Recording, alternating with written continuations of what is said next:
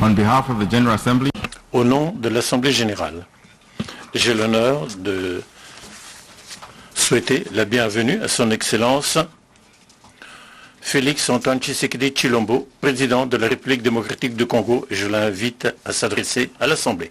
Excellence, à vous. Président de l'Assemblée générale des Nations unies, Excellences, Mesdames et Messieurs les chefs d'État et de gouvernement, Monsieur le Secrétaire général des Nations unies, Mesdames et Messieurs les chefs de délégation,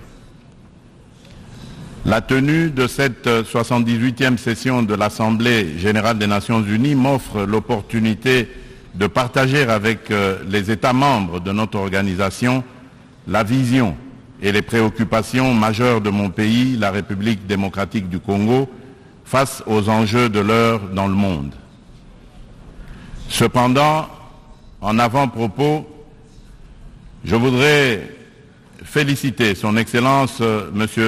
Denis Francis pour son élection à la présidence de notre auguste Assemblée et rassurer l'ensemble des membres de son bureau du soutien de mon pays dans l'accomplissement de la noble mission leur confiée par notre institution.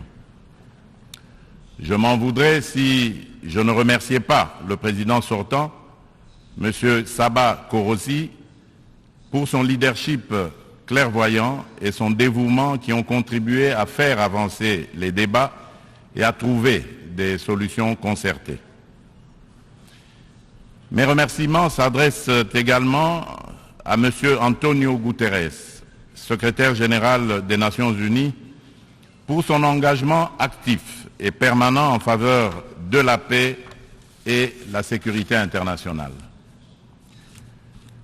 Monsieur le Président, pendant que se tient ici à New York cette session, le peuple marocain n'a pas encore fini de pleurer ses victimes ni guéri ses plaies par suite des puissants tremblements de terre survenus dans la nuit de vendredi 8 au samedi 9 septembre en cours, causant la mort de plus de 3000 Marocains, en blessant au moins 5000 et détruisant plusieurs villes et localités du royaume. De même, les Libyens ne sont pas encore sortis des traumatismes des inondations qui ont ôté la vie à plus de 20 000 personnes et provoqué d'énormes dégâts matériels le dimanche 10 de ce même mois. Le peuple congolais salue la mobilisation de la communauté internationale pour secourir ces peuples frères du Royaume du Maroc et de la Libye. Il leur exprime toute sa compassion et sa solidarité et souhaite une prompte guérison à tous les blessés de ces deux calamités naturelles. Monsieur le Président, au-delà de déplorer ces calamités naturelles, l'actuelle session de l'Assemblée générale se tient à une période exceptionnelle de notre histoire où le monde est confronté à des situations graves qui menacent l'existence même de la nature humaine.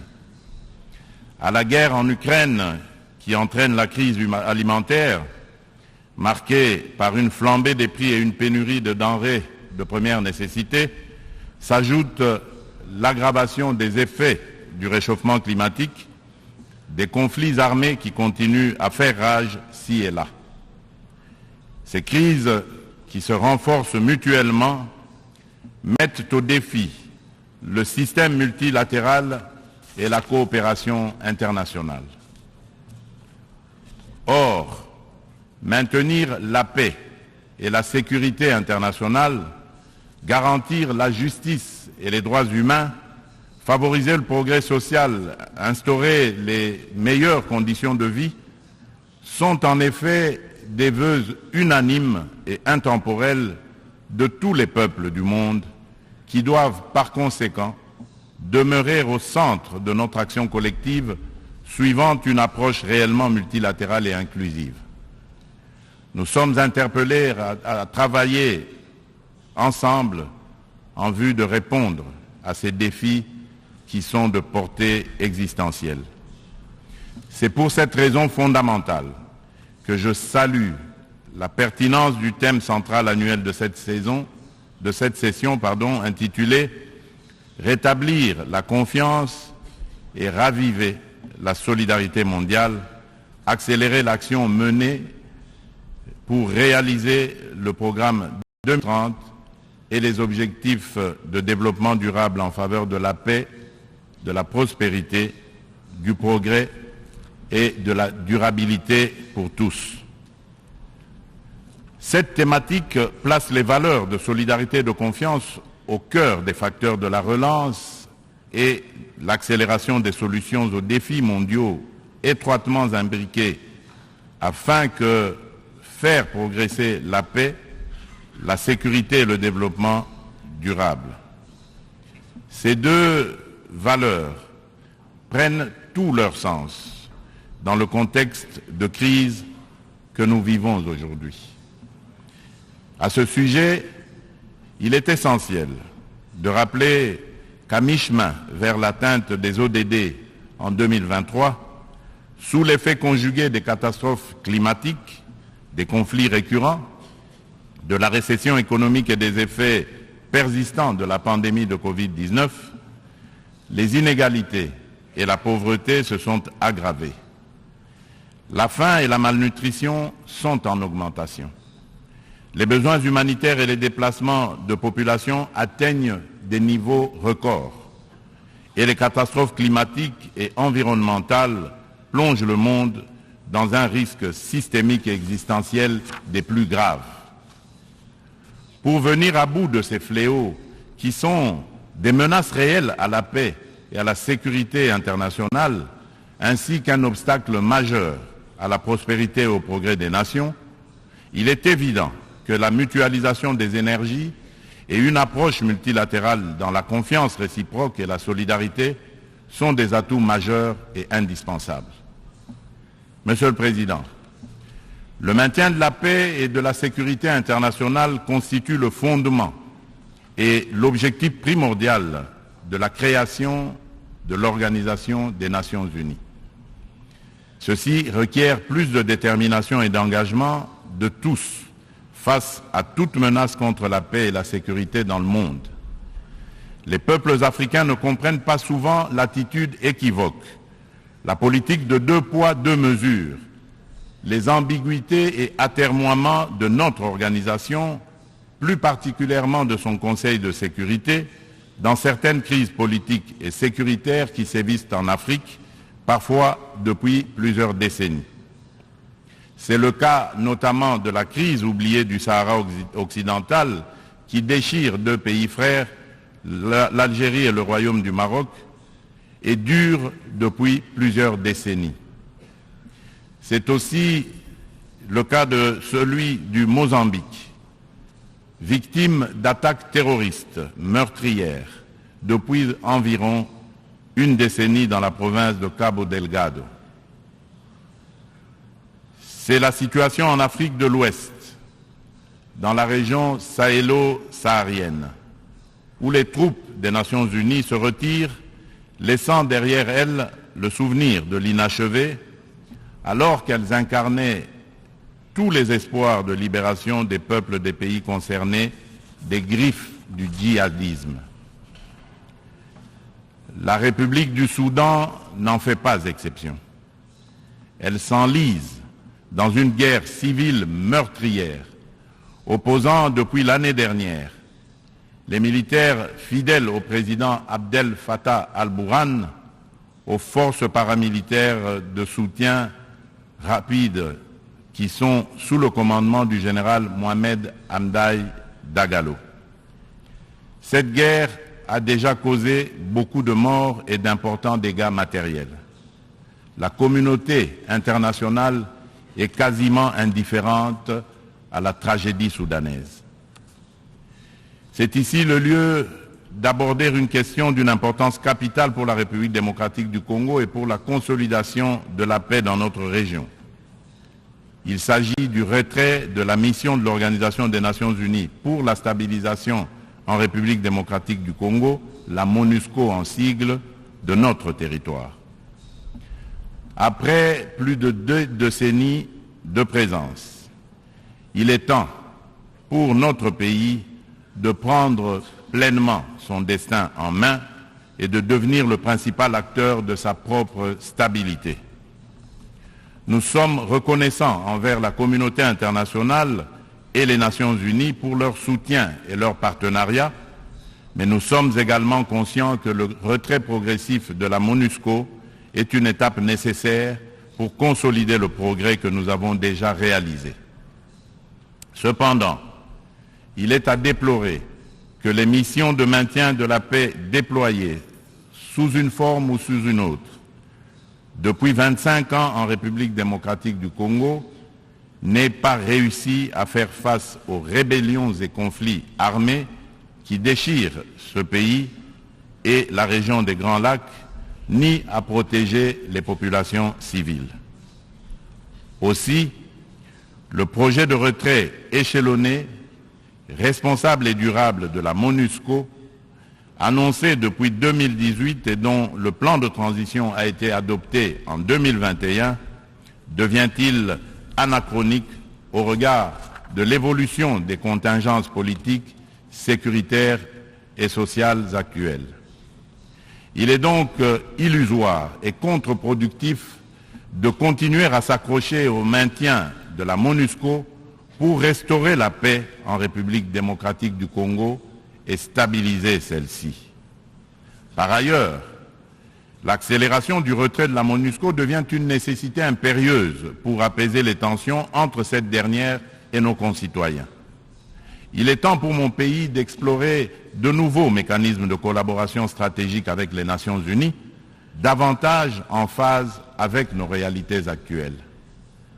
C'est pourquoi, en ma qualité de garant constitutionnel de l'intégrité territoriale, de la souveraineté et de l'indépendance de mon pays, de la bonne tenue de notre nation ainsi que du bien-être de mes concitoyens, j'ai instruit le gouvernement de la République d'entamer des discussions avec les autorités onusiennes pour un retrait accéléré de la MONUSCO de la République démocratique du Congo, en ramenant le début de ce retrait progressif de décembre 2024 à décembre 2023. Tel est le sens de la démarche actuelle de notre gouvernement, qui a adressé un courrier au président du Conseil de sécurité des Nations Unies en date du 1er septembre 2023, sollicitant l'accélération du retrait de la MONUSCO. En sus du retrait accéléré de la MONUSCO, la République démocratique du Congo réitère sa demande au Conseil de sécurité de l'ONU de sanctionner toute personne physique et morale reconnue comme auteur, co-auteur et complice, matériel et intellectuel des crimes de guerre et contre l'humanité, ainsi que des violations graves des droits de l'homme, du droit international et de la Charte des Nations Unies sur le territoire congolais. Il est injuste et inadmissible que des personnes citées comme responsables des crimes graves susmentionnés dans les différents rapports des experts de l'ONU elle-même sur la situation sécuritaire en République démocratique du Congo restent impunis dans le silence total de notre organisation et de ses membres qui placent pourtant la lutte contre l'impunité parmi leurs priorités en matière de gouvernance interne et externe. À ce sujet, le gouvernement de la République démocratique du Congo salue chaleureusement les sanctions que vient d'infliger le gouvernement des États-Unis d'Amérique au Rwanda pour son soutien au groupe terroriste du M23 et à un de ses hauts responsables impliqués dans les aventures criminelles au Congo.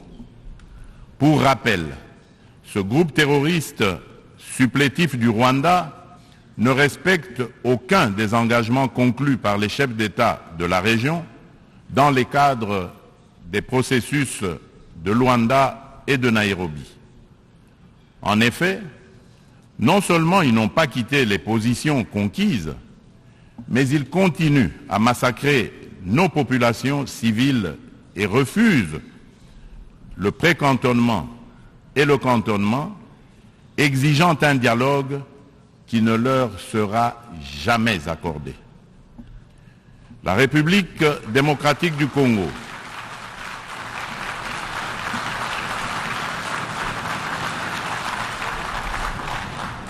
La République démocratique du Congo espère que les autres États suivront ce bon exemple montré par les États-Unis d'Amérique de soutien à la lutte commune contre l'impunité et au triomphe des idéaux de justice et de solidarité entre les peuples. Le gouvernement congolais attend de la prochaine réunion du Conseil de sécurité qu'il accorde une attention toute particulière à sa requête et qu'il soit constructif dans la gestion du processus délicat et laborieux de paix dans notre pays. Monsieur le Président, un autre défi qui préoccupe au plus haut point toutes les nations du monde est celui du réchauffement de notre planète. Point n'est encore besoin de rappeler que l'augmentation de la température depuis quelques décennies affecte la vie de toute l'humanité et nous préoccupe tous. Cependant, force est de relever qu'en dépit des proclamations de foi des pollueurs en faveur de l'arrêt de l'émission des gaz à effet de serre, de multitudes de forats organisés à travers le monde pour combattre ce fléau, dont les 27 COP, conférence des pays membres de la Convention de l'ONU pour la lutte contre les changements climatiques, et de multiples résolutions et recommandations adoptées à ces différentes instances, le réchauffement de la planète est loin de se maintenir à 1,5 degré Celsius. Bien au contraire, à la COP 27 tenue à Sharm el-Sheikh, en Égypte cette année, des inquiétudes se sont manifestées sur une tendance à la hausse de cette température. Ce constat peu rassurant appelle sans doute à la revisitation de nos approches et des politiques adoptées. Dans ce cadre, le sommet africain sur le climat qui vient de se tenir à Nairobi au Kenya, sous la direction conjointe de l'Union africaine et de la République du Kenya, du 4 au 7 septembre dernier, a été une initiative salutaire et très opportune qui traduit la détermination de l'Afrique à participer activement au traitement de cette question vitale et de compter désormais comme un poids lourd incontournable dans la solution du réchauffement planétaire et de l'économie du futur plus verte et responsable. Les Africains sont sortis du sommet avec un cahier de charges commun, contenu dans la déclaration de Nairobi et axé notamment sur la réforme de l'architecture du système financier international pour plus d'équité, la restructuration et l'allègement des dettes de leur pays, la transformation locale de leurs produits et la mise en place d'un régime de taxation de carbone incluant une taxe sur le commerce des combustibles fossiles, ainsi que sur le transport maritime et aérien. Ils ont rappelé également aux riches pollueurs un engagement pris en 2009, mais non encore honoré jusqu'à ce jour, de fournir 100 milliards de dollars américains en financement climatique. La République démocratique du Congo demande aux Nations unies et à l'ensemble de la communauté internationale de prêter une attention particulière aux revendications légitimes de l'Afrique. Dans ce cadre, mon pays appelle à la création d'un marché carbone équitable et des prises incitatives tout en renforçant l'efficacité des financements climatiques. Il espère une opérationnalisation rapide de l'article 6 de l'accord de Paris et soutient l'idée des partenariats mutuellement bénéfiques entre l'État et les secteurs publics. C'est dans la même logique que la République démocratique du Congo réitère sa disponibilité de coopérer avec tout partenaire, public ou privé, pour mettre en valeur ces minerais stratégiques en vue de la transition écologique et a pris des engagements courageux, notamment ceux de consacrer 30% de la superficie de son territoire national à la préservation de la biodiversité et de déposer une contribution prévue déterminée comportant des mesures d'atténuation axées sur 4 secteurs prioritaires: l'agriculture, les forêts, l'énergie et les transferts de technologies ainsi que des mesures d'adaptation. Monsieur le Président, le multilatéralisme et le respect d'un système mondial fondé sur des règles ont soutenu la paix, la sécurité, la santé et la prospérité dans de vastes parties du monde depuis 78 ans. Les Nations Unies incarnent ces principes et restent un acteur indispensable pour faire face aux menaces existentielles contemporaines, qu'il s'agisse de la crise alimentaire actuelle, du changement climatique, du terrorisme, ainsi que des pandémies et de la prolifération nucléaire. Aucune de ces menaces mondiales critiques ne peut être résolue par des nations agissant seules, aussi puissantes soient-elles. Tout cela exige une coopération multilatérale. Pour conserver la confiance de la communauté internationale, l'Organisation des Nations Unies doit montrer qu'elle est capable de s'adapter au temps présent et de relever avec efficacité et responsabilité les défis d'aujourd'hui. Aussi, pour donner un nouveau départ au multilatéralisme, la réforme de la Charte des Nations Unies sur les points clés, Conseil de sécurité, veto, chapitre 7, recours à la force, est-elle indispensable, mais ne serait pas suffisante. Les chantiers ne manquent pas. La coordination et la coopération entre les différentes institutions et agences des Nations Unies sont imparfaites. Des problèmes globaux sont abordés plusieurs fois dans différentes enceintes, sous des angles différents, de façon contradictoire, d'autres ne le sont jamais, nulle part. Chaque bureaucratie internationale entend persévérer dans son être.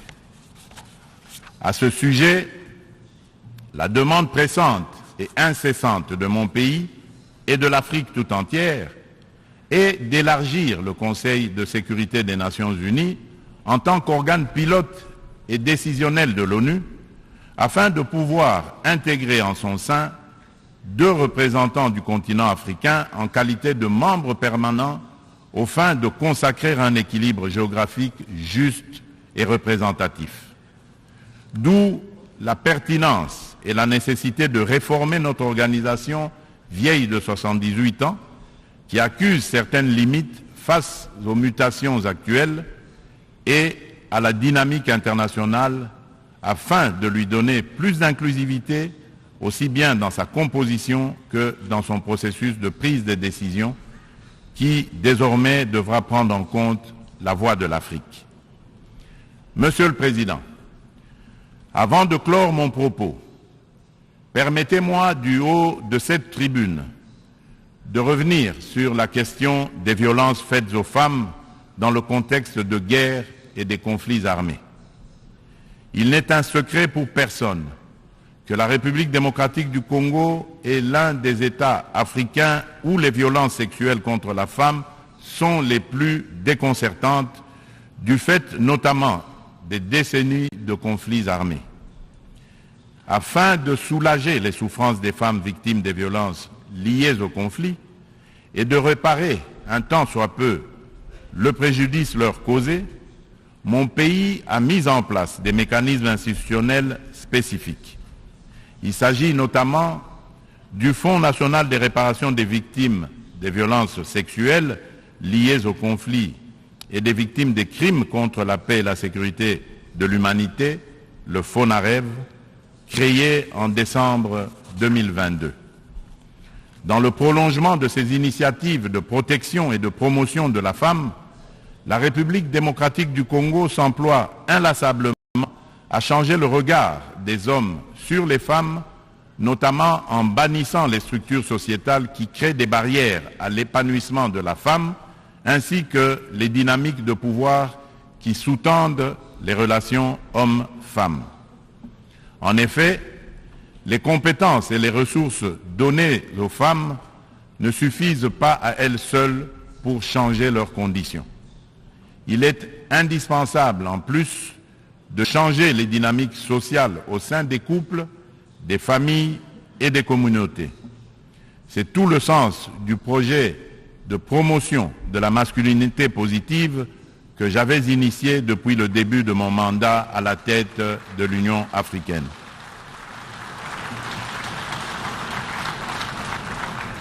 Monsieur le Président de l'Assemblée générale des Nations unies, Excellences, Mesdames et Messieurs les chefs d'État et de gouvernement, Monsieur le Secrétaire général des Nations unies, Mesdames et Messieurs les chefs de délégation, pour conclure, je voudrais confirmer une fois de plus qu'à la fin de cette année, des élections générales seront organisées en République démocratique du Congo dans les institutions à mandat électif jusqu'au niveau des communes.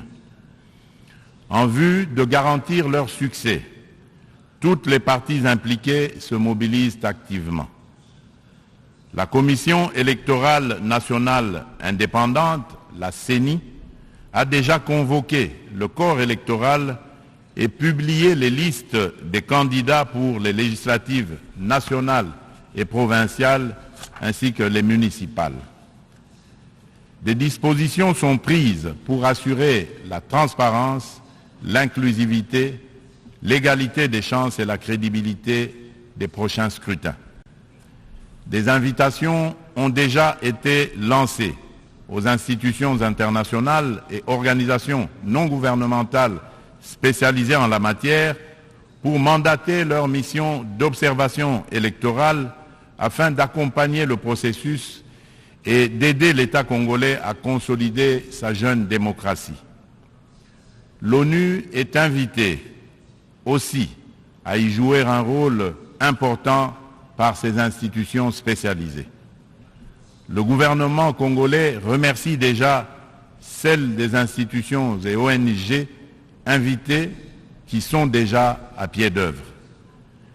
La République démocratique du Congo reste convaincue que l'ONU reste le cadre le plus approprié pour discuter de l'avenir de notre planète et des relations aussi bien entre les peuples qu'entre les États. Suite à la tenue d'élections démocratiques et apaisées au Zimbabwe, je lance un appel pressant aux Nations unies de mettre tout en œuvre pour obtenir la levée immédiate des sanctions contre la République du Zimbabwe et son peuple. Cependant, pour remplir efficacement ces lourdes et délicates missions et mériter la confiance de tous, l'ONU doit incarner les valeurs de justice, d'équité et de solidarité et être représentative de tous dans notre diversité culturelle, politique, économique et sociale. C'est là tout le sens de sa réforme sur laquelle les Africains ne cessent de revenir et du combat que nous devons tous mener. Je vous remercie.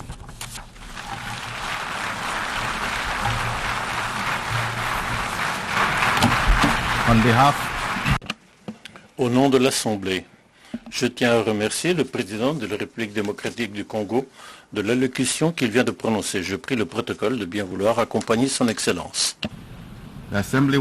L'Assemblée va entendre une allocution de Sa Majesté, le roi Mswati III, chef d'État du royaume d'Eswatini. Je prie le protocole de bien vouloir accompagner Sa Majesté.